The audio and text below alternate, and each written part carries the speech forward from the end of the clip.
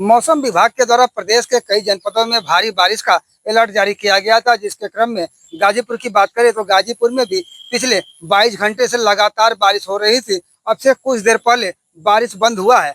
ऐसे में गाजीपुर जो कि कृषि प्रधान जनपद है और यहाँ की आधे से अधिक आबादी जो है कृषि पर आधारित है, जो मुख्य रूप से कई फसलों के साथ ही सब्जियों की भी खेती करती है।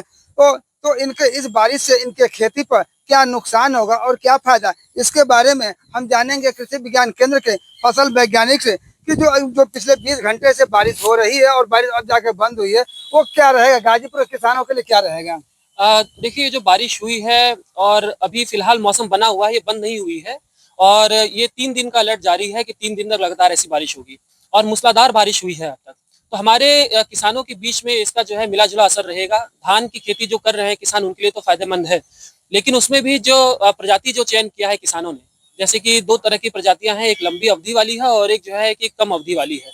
तो कम अवधि वाली जो फसल है उसमें मान लीजिए कि पुष्पावस्था की अभी जो है वो स्टेज चल रही है। मेरे पास है प्योर पाव भाजी का मसाला, प्योर पाव भाजी मसाला, पाव भाजी को टेस्टी बना डाला, सबका राजा आल प्योर मसाला।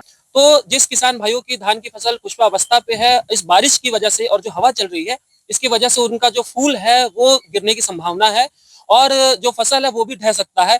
तो इससे उनको काफी नुकसान हो सकता है। लेकिन जो लंबी अवधि वाली जितनी प्रजातियां हैं जिन किसानों ने बोया हुआ है, जिसका रकबा हमारे यहाँ सबसे ज्यादा है, उनके लिए ये बारिश काफी ज्यादा अच्छी है। तो धान के लिए कुल मिलाकर के लिए अच्छा असर करेगा। लेकिन इसी के साथ कुछ और भी फसलें हैं, जैसे अगर हम लोग फल वर्गीय फसल देखें तो हमारे यहाँ केले की खेती काफी ज्यादा हो रही है और डिमांड है इसकी। तो इस बारिश की वजह से केला का जो फसल है वो गिरने की संभावना है। कई जगह रिपोर्ट ऐसी आई है, किसान लोग कह रहे हैं कि हमारी केले की फसल जो है ढह गई है, गिर गई है। तो उनका काफी ज्यादा नुकसान इसमें हो सकता है। पपीते के जो हमारे किसान हैं, तो पपीते में भी उनके खेत में जल जमाव की स्थिति जो है वो बनी हुई है। इससे कई तरह के मान लीजिए कि जो हमारा पेड़ है, जो फसल है, वो तो सड़ने की अवस्था तो उनकी है ही, इस तरह की स्थिति बनी हुई है। इसके साथ ही कई सारे चीजों के लिए, जैसे कीट और पतंग और बीमारियों के लिए भी ये मौसम जो है वो आमंत्रण दे रहा है।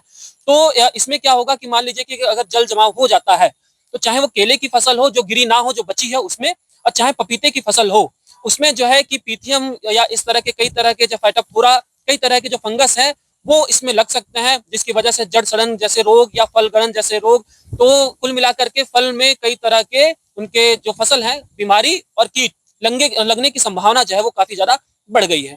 इसके साथ ही धान में भी अगर रोग और कीटों की बात करें तो शीत ब्लाइट या पर्णछंद अंगमारी जिसे हम लोग कहते हैं, इस बारिश की वजह से और उग्र हो सकता है और लेढ़ा रोग भी इसमें जो है लगने की संभावना जो है वो बनी हुई है। तो कुल मिलाकर के जो सब्जी वर्गीय फसलें हैं तो उनके लिए भी नुकसानदायक है, क्योंकि जो बारिश हुई है वो काफी ज्यादा मात्रा में हुई है। तो जहां पे जल जमाव की स्थिति बनी हुई है वहां पे ये दिक्कत करेगा, और जल जमाव की स्थिति जहां नहीं है वहां पर ये फिर भी थोड़ा ठीक रहेगा। अगर हम लोग दलहनी फसल की बात करें, जैसे कि अरहर के जो किसान है, तो वहां हम लोग ये सजेशन देते हैं कि आप लोग रेस बेड जो है वो प्लांटिंग करिए, यानी कि ऊंचाई पे आप मेड़ बना करके उसकी खेती करिए। तो वहां पर जो उनकी अरहर की फसल है वो तो बची रहेगी, लेकिन जो नीचे पे जिन्होंने बुआई की है वहां पर दलहनी फसल में भी जो है नुकसान होने की संभावना है। ऐसे में अगर हम बात करें जो केले की खेती के बारे में हमने बताया, बहुत सारे खेत जो गहरे इलाके में होते हैं, जिसमें पानी लगने की संभावनाएं होती है। 20 घंटे से बारिश हुई है तो संभवतः पानी उसमें भर गया हो। ऐसे फसलों के लिए क्या हो। देखिए, जो केला का जो फसल है उसमें अगर जल जमाव हो गया है या पानी जो है वो अगर जमा हो गया है तो हमारे केले के फसल के लिए निसंदेह वो जो है कि हानिकारक होगा, और जितने भी हमारे पेड़ हैं जो केले के, वो सड़ने की स्थिति उनकी बनी रहेगी, वो कमजोर हो जाएगा और वो गिर जाएगा अगर हल्की भी हवा चलती है तो। दूसरा क्या है कि जल जमाव की अगर स्थिति हमारे किसानों के खेत में बनी हुई है तो तुरंत वो है जल निकासी की व्यवस्था अपने खेत में वो लोग कर लें, और जैसे ही मौसम साफ होगा तो कॉपर ऑक्सीक्लोराइड और मैनकोजेब जो दवा आती है, इनमें से किसी भी एक दवा का तुरंत वो लोग छिड़काव भी कर सकते हैं, ताकि जो रोग लगने की संभावना है या जो जड़ गलन लगने की संभावना है या अन्य जो फंगस से उत्पन्न हुई जो बीमारियां हैं वो होने की संभावना है, उससे उनको बचाव मिल सकता है।